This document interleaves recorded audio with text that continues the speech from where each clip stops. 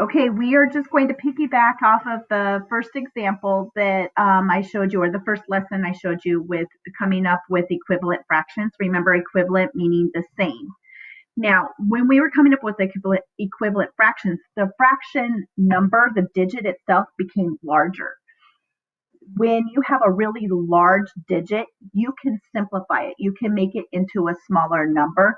And with fractions, it's easier to visualize or come up with a representation of a fraction when the digits itself are in its most simplest form. And that's what we're going to work on today. Real quick, before I get started, on the Google Doc, I was showing you that when you write a fraction, like let's say I want to write 7/8 and you type it, when you type it, it was going to be a 7 and then a slash and an 8. That is a reflection of a fraction. So on your Google Doc, you can't necessarily type it like this. If you type it representing this, it would work. And that is the fraction representation when you're typing it. Remember that this fraction bar is right underneath the question mark. So when you're typing in Google Docs, your fractions are going to look like this instead of the way it is on a worksheet. Okay, I wanted to make sure I clarified that. When we're working on the worksheet, let me erase all of this chicken scratch real quick. Again, you're working on the simplest form. A fraction in its simplest form is 1 is the only factor that goes into it. This works into the rainbow method that we talked about before and earlier this year. Okay, so if I have 7/8, the way we taught you in 4th grade looks a little bit different than this. So I'm going to kind of explain off to the side.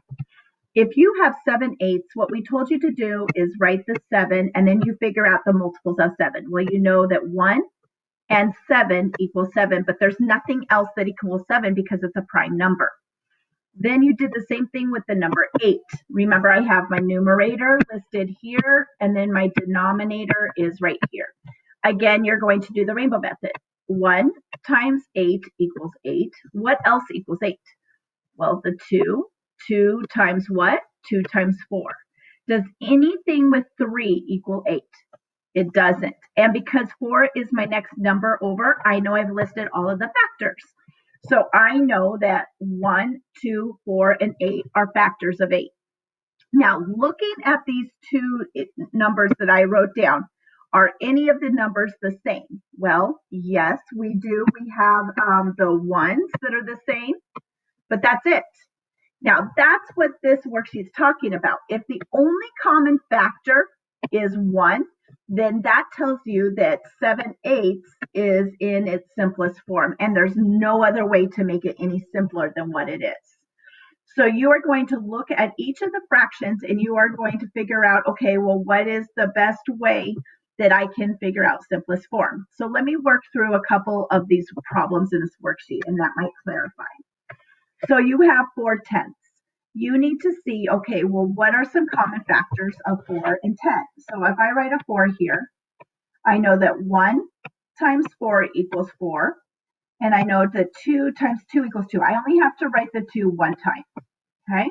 Now I'm going to do the same thing with the number 10. I know that 1 times 10 equals 10. And I know that 2 times 5 equals 10. Now, I also know that nothing times 3 equals 10 and nothing times 4 equals 10. So this is where I'm going to stop.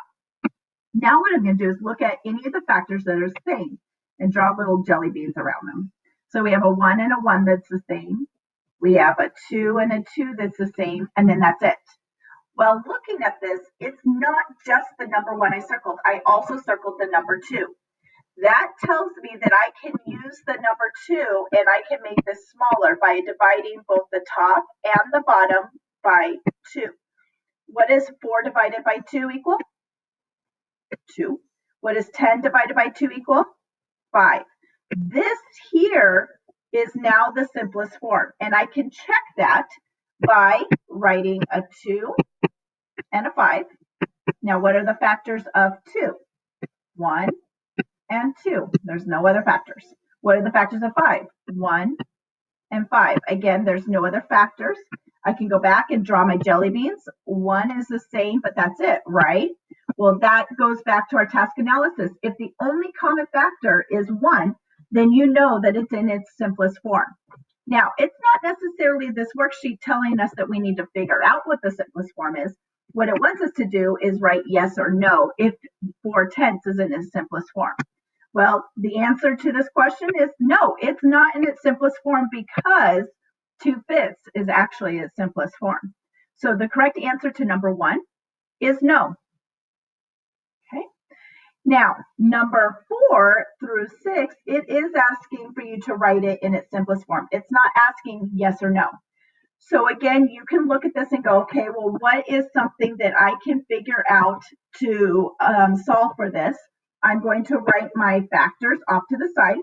I have a number 4, that's my numerator, and a 12, that's my denominator. Now, what factors go into 4? What times what equals 4? 1 times 4 equals 4. What else equals 4? 2 times 2. Now, remember, I only have to write the 2 one time. Okay, rainbow method. Now, what times what equals 12? 1 times 12 equals 12. Now, go to the next number. What comes after 1? 2. 2 times what equals 12? 6. Okay, now go to the next number, 3. 3 times what equals 12? 4. Now, does anything times 5 equal 12? No, it doesn't. Okay, so now what I'm going to do is draw my jelly beans of common numbers. Here's my 1s that are common factors. 2's a common factor. I don't have a 3 up there, so I can't circle that, but I do have a 4. Okay, now you look at it and go, okay, well, what is the highest common factor out of all of these? What's the largest number?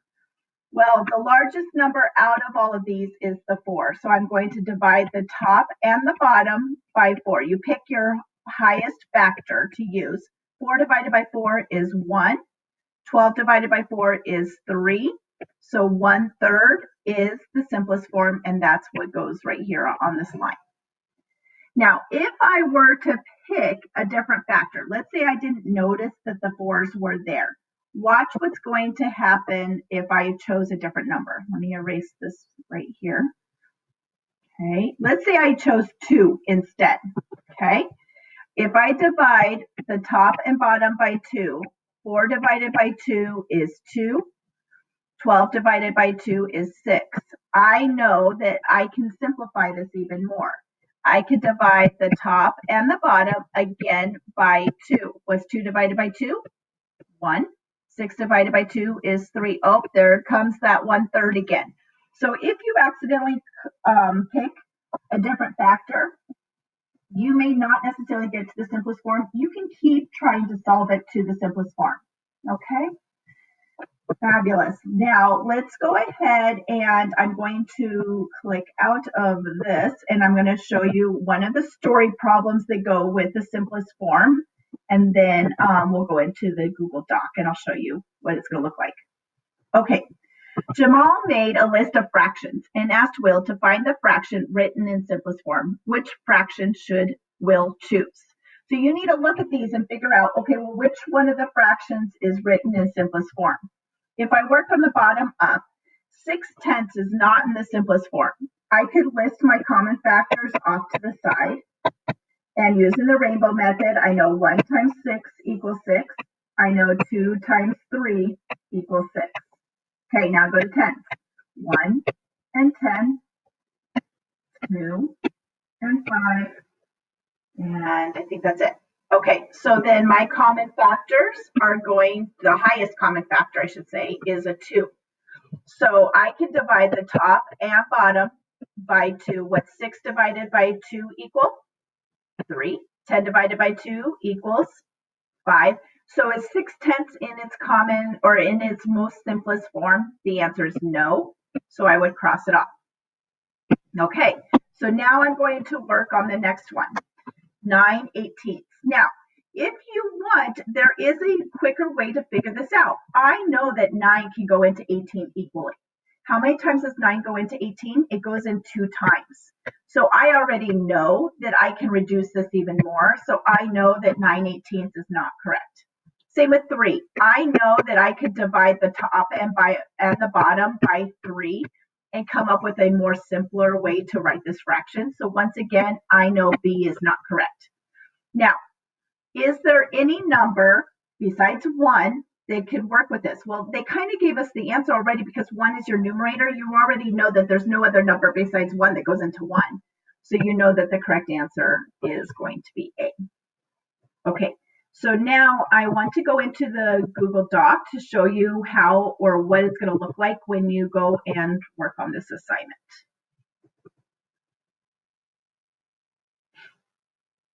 Okay, simplest form. You're going to tell whether the fraction is in its simplest form. Remember, this was the part that you did not need to necessarily solve. You just need to write yes or no. Okay. Then question 4, you have to write the fraction in simplest form. The fraction, if you recall, was 4/12. And we were able to work that and divide and figure out the most simplest form. If you don't remember, you can figure it out by going, okay, well, what 4 times what? 4 divided by 4 equals 1. And then whatever I do on the bottom or on the top, I have to do on the bottom. I divided by 4, right? So what's 12 divided by 4? 3. So 1/3 is simplest form on that.